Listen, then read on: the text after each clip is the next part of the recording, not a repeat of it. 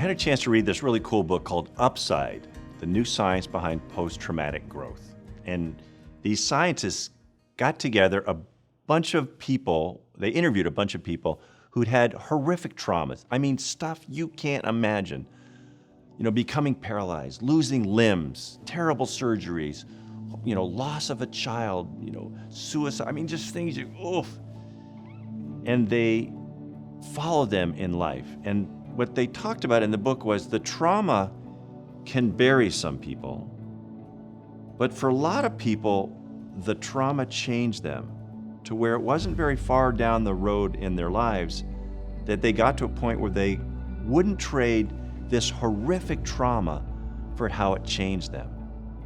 And one of the things they talked about, besides the support and encouragement they got from people, was the wrestling with gratefulness. Hard to imagine that you could ever be grateful for a trauma. But what they found was the people that got there ultimately became grateful for what they went through. I know it sounds crazy where you are. If somebody told me this when I was lying there, I go, you're nuts.